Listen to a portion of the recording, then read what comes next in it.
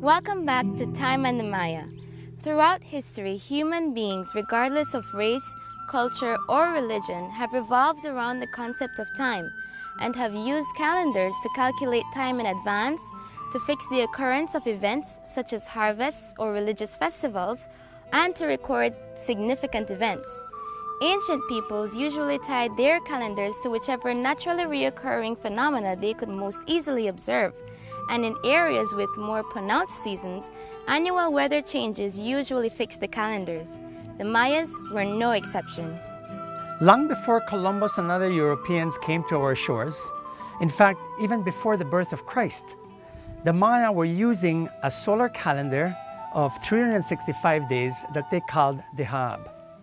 Now, unlike our calendar, which uses 12 months of either 28, 29, 30, or 31 days, the Maya calendar had 18 months of 20 days and 1 month of 5 days.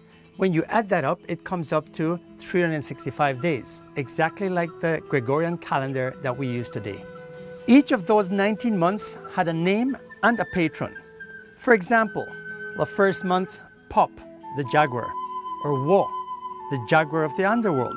The third month is Zip, a deer, followed by Zots, which is bat or the shockfish, Zek for sky and earth, Shul, a canine god, Yashkin for either east or the sun god, Mol, an unknown patron, Chen, the moon, Yash for Venus, Zak, the frog constellation, Se, the sky god, Mak, god of the number 3, Kankin, the earth monster or west, Muan, the Muan bird, Kayab, which stands for the moon goddess, Kumku, represented by the crocodile, and then the Wayeb, which is the last month of 5 days, at which time the Maya would then have major celebrations. So how did the Maya use their solar calendar? Well, they actually used their solar calendar in the same way that we use ours today. And that is, they use it to record important events. Rulers, for example, would record when they came to power or whether they attacked and invaded another neighboring city, or when they created a special marriage alliance with another city next door. But they also used it in conjunction with other calendars, in fact, to record cycles. And one of those other calendars that they use is known as the Tzolkin, the count of days, or as we say, the ritual almanac. So how did this Tzolkin or ritual almanac actually work? The Tzolkin calendar combines a cycle of 20 named days with another cycle of 13 numbers, the Trisena, to produce 260 unique days. Each successive named day was numbered from 1 up to 13, and then the number count would start over at 1 in combination with the 14th day name, and so on. Now let me give you an example of how they would count using the Tzolkin. On the first day, for instance, we would have 1 Imish. That would be followed by 2 Ik, then 3 Akbal, 4 Kan, 5 Chichan. Each of the 20 days has its specific primary association connected to the day name's meaning. Imish, crocodile, the reptilian body of the planet Earth or world. Ik, wind, breath, life, also violence. Akbal, night house, darkness, the underworld, realm of the nocturnal jaguar sun. Kan, maize, sign of the young maize lord who brings abundance, ripeness, also lizard, net. Chichan, snake, the celestial serpent. Simi, death. Manik, deer, sign of the lord of the hunt. Lamat, rabbit, sign of the planet Venus, sunset. The glyph may depict 4 grains of maize, invoked by the feminine name Ixkanil. Muluk, water, symbolized by jade, an aspect of the water deities, fish, invoked by the feminine name Ixta. Ak, dog, who guides the night sun through the underworld. Chuen, monkey, the great craftsman, patron of arts and knowledge, also thread. Eb, grass or point, associated with rain and storms.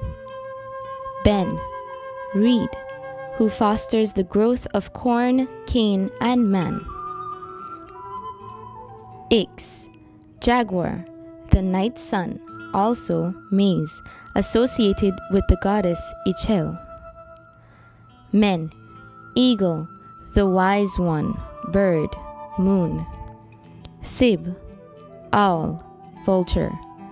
Death, birds of night and day. Also wax, soul, insect. Saban, earthquake, formidable power. Also season, thought. Etsnab, knife, the obsidian sacrificial blade. Kawak, rain or storm, the celestial dragon, serpents, and the chaks, gods of thunder and lightning. Ahau, Lord, the radiant sun god, also associated with the Mayan hero twins. The Tzolk'in ritual almanac was 260 days, and the Hab calendar was 365 days. But the Mayas wanted to create a calendar that would record even more time. So what did they do? They combined the Tzolk'in and the Hab calendars to create the calendar round. The two calendar cycles are matched the same way the Tzolk'in day names and number cycles are, which gives the calendar round 18,890 unique days. This works out to about 52 years. All this talk about cycles might sound confusing, but it shouldn't. Maybe you just didn't realize that we calculate time in cycles as well. That's right, we do, all the time. If I were to say to you that today is Thursday, the 29th of March in 2012. When I say Thursday, Thursday is actually a day like in their sacred calendar. And in fact, in our record of counting, giving the names of weeks, that's exactly what we're doing. Because Thursday came from ancient times, which was the day of Thor, the thunder god. Sunday is the day of the sun. So we also, when we combine our day names with the date, we're doing exactly what the Maya did. If they said it's 1 Simi and 13 Baktun, 7 Katun, 8 Tun, 0 Winal, etc., etc., it's the same thing. The calendar round gave the Mayas a count of about 52 years, but it wasn't enough. If Mayan historians were going to record Mayan history for generations to come, they would need a calendar that would take them through thousands of years. To do this, the Maya utilized what is known as the long count calendar. The long count is typically represented as a 5-place notation system of ascending cycles, with the largest of the long count's 5 cycles, the Baktun, being a period equaling 400 tuns. The long count completes a great cycle after every 13 Baktuns, or 5,126 years. 3 great cycles have been completed thus far. The Nimli Punit site in the Toledo district of Belize has several stelae that still show distinguishable Mayan number symbols. We visited with Dr. Awe, who demonstrated his skills at reading the long count calendar. So let's look at the monument now. If you look, here's a number. There's 5, and each, how many dots? 4 dots. So that's 5 and 4 is 9. So that's 9 Baktuns.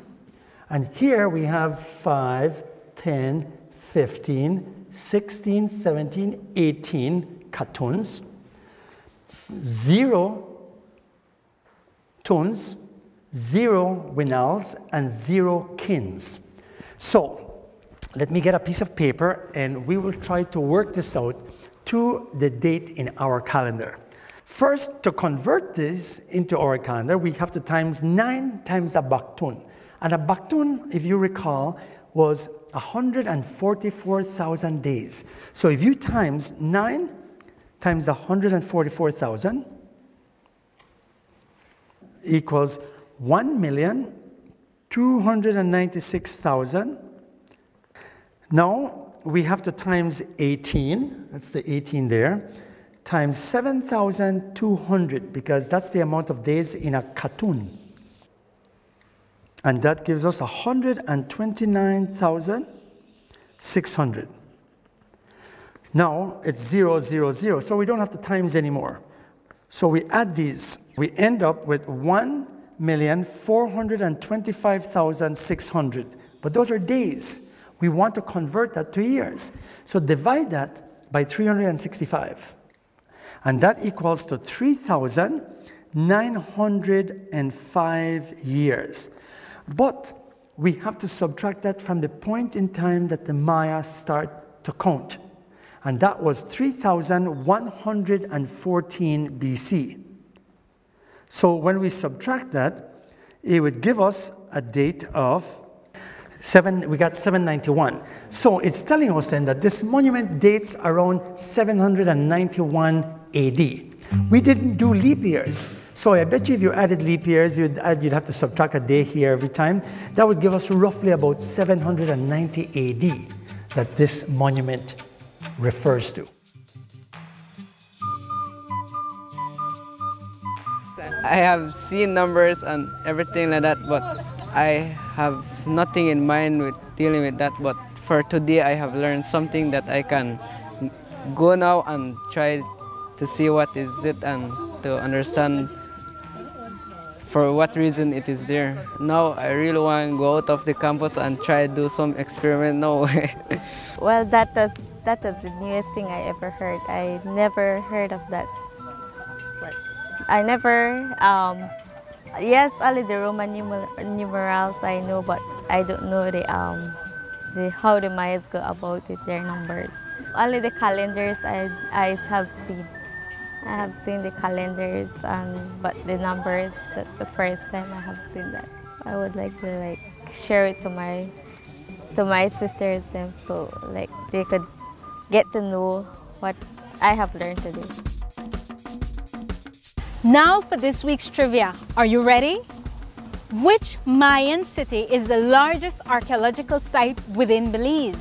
Again, which Mayan city is the largest archaeological site within Belize?